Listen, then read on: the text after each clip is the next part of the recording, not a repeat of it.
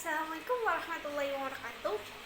Perkenalkan, nama saya Indah Nurhimati Somi dari jurusan Perbankan Syariah Universitas Islam Negeri Maulana Malik Ibrahim Malang. Pada kali ini saya akan membahas 4 soal studi kasus. Yang pertama yakni perusahaan mainan anak-anak ingin mengembangkan di daerah Malang dan Surabaya. Sebelumnya ada di Bandung, Medan, Jogja, dan Semarang.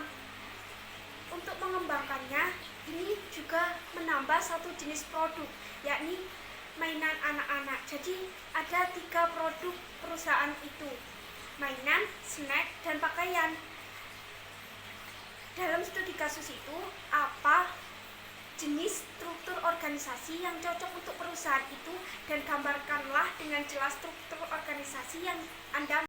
Untuk menjawab soal itu, kita bahas hal yang mendasari studi kasus itu. Struktur organisasi. Struktur organisasi ini didefinisikan oleh Robbins, yakni sebagai penentuan bagaimana pekerjaan itu dibagi dan dikelompokkan secara formal. Sedangkan menurut Hasibuan, struktur organisasi ini adalah sebuah gambar yang menggambarkan tipe organisasi atau pendepartemenan, organisasi kedudukan, dan jenis wewenang pejabat, bidang dan hubungan pekerjaan, garis perintah dan tanggung jawab, atau sebagai rentang kendali dan sebagai pimpinan organisasi.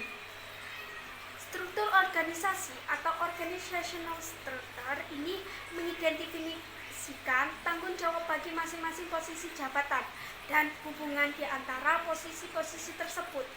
Struktur di dalam organisasi dibuat untuk menjalankan perusahaan sesuai dengan tugas dan fungsi masing-masing jabatan. Struktur organisasi secara jelas mampu memisahkan tanggung jawab dan wewenang anggotanya.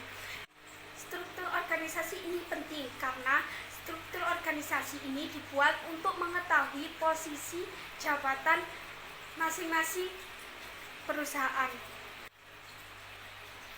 Ini struktur organisasi yang dipakai dari perusahaan itu yakni menggunakan struktur divisional. Mengapa saya katakan struktur divisional? Karena struktur divisional ini struktur organisasi yang dapat dikelompokkan berdasarkan kesamaan produk, layanan, pasar, dan letak geografis. Organisasi divisional ini biasanya diterapkan di perusahaan yang berskala menengah ke atas. Hal ini dikarenakan biaya operasional lebih tinggi daripada struktur organisasi divisional. Jadi struktur organisasi divisional ini lebih cocok karena struktur organisasi divisional ini lebih kesamaan produk dan letak geografis yang sama pada studi kasus yang pertama. Dapat contoh bentuk struktur organisasi divisional. Untuk soal yang kedua atau studi kasus yang kedua, ini membahas tentang pembuatan keputusan. Pembuatan keputusan ini memang sulit jika melakukan suatu pekerjaan. Tidak jarang juga mengalami situasi di mana mengambil keputusan yang buruk. Walaupun kita dan timnya sudah bekerja keras dalam mengumpulkan fakta dan melakukan analisis, tetapi terkadang pengambilan keputusan ini salah ataupun buruk dan merasa kecewa dan gagal melakukan kewajibannya. Tapi apa cara mengatasi masalah pengambilan keputusan tersebut, dan apakah ada perbedaan antara keputusan yang salah dan buruk, dan mengapa manajer yang baik kadangkala membuat keputusan yang salah, dan bagaimana manajer dapat meningkatkan keterampilan pengambilan keputusan. Untuk menjawab pertanyaan yang pertama, kita harus membahas tentang teori pengambilan keputusan. Teori pengambilan keputusan menurut Claude S. George, yakni proses pengambilan keputusan ini dikerjakan oleh kebanyakan manajer berupa suatu kesadaran, kegiatan pemikiran yang termasuk pertimbangan, penilaian, dan pemilihan di antara sejumlah alternatif. Pengambilan keputusan ada prosesnya menurut Herbert A. Simon. terdiri ada 3 tahap: pemahaman, perancangan, dan pemilihan. Pengambilan keputusan ini termasuk keahlian suatu manajerial. Untuk cara mengatasinya, kita cukup 3, yakni menentukan deadline, yang kedua mencari sudut pandang berbeda, yang ketiga bersikap transparan. Jadi yang pertama itu menentukan deadline, alokasikan waktu dan tentukan deadline waktu untuk mengatasi permasalahan tersebut. Yang kedua mencari sudut pandang berbeda, yakni kita mengumpulkan semua tim dalam pengambilan keputusan itu dan untuk mengambil pendapat masing-masing untuk mencari solusi yang tepat. Yang ketiga bersikap transparan, jadi kita harus bersikap transparan untuk mengambil keputusan yang terbaik. Apakah ada perbedaan antara keputusan yang salah dan keputusan yang buruk? Jawabannya yakni ada, karena keputusan salah belum tentu buruk, sedangkan keputusan yang buruk belum tentu salah. Mengapa manajer yang baik kadangkala membuat keputusan yang salah atau keputusan yang buruk? Keputusan yang salah dikarenakan oleh 2, budaya organisasi dan sifat dasar manajer itu sendiri, sedangkan yang keputusan buruk didasarkan karena adanya tekanan sehingga manajer tersebut tidak dapat berpikir jernih atau kondisi pikiran manajer. Bagaimana manajer dapat meningkatkan keterampilan pengambilan keputusan? Ini dengan 2 cara, yakni pengalaman yang dialami dan yang kedua memahami kondisi yang terjadi. Pengalaman yang dialami ini akan berlangsungnya dengan seiringnya waktu. Jadi seiringnya waktu pengalaman ini akan banyak dan menjadikan kita terampil dalam mengambil keputusan. Yang kedua yakni memahami kondisi yang terjadi. Sebagai manajer kita harus dapat memahami kondisi yang terjadi.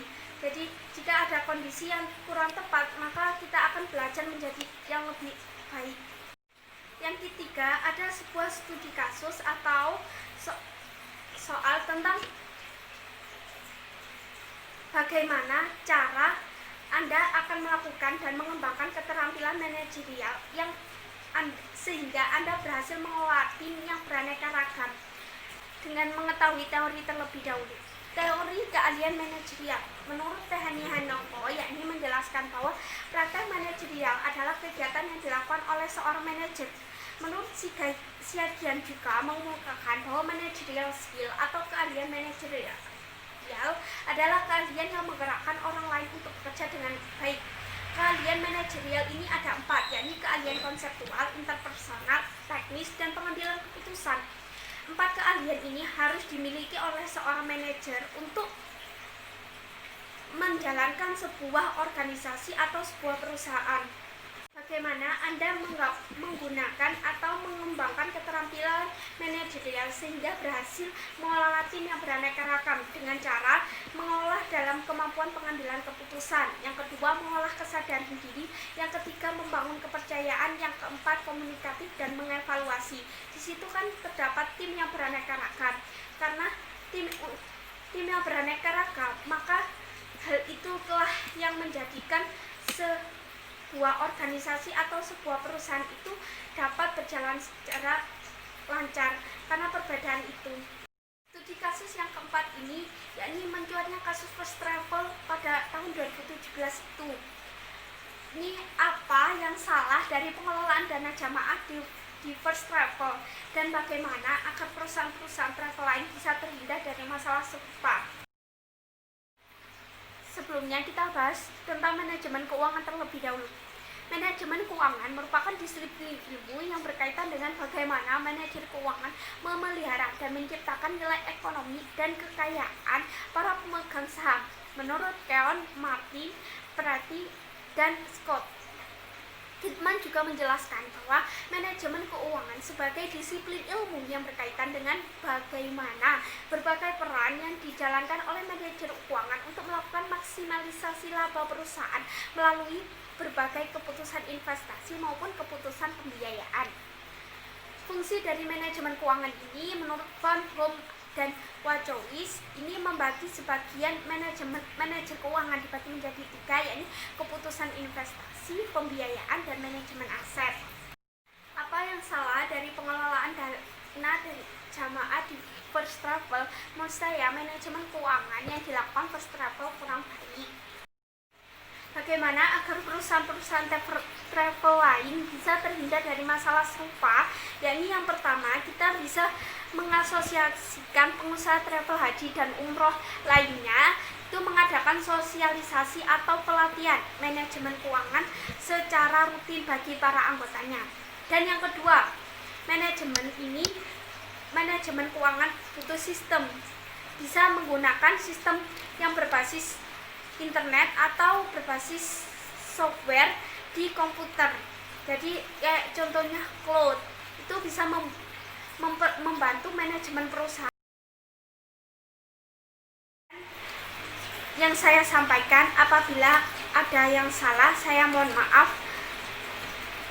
Assalamualaikum warahmatullahi wabarakatuh.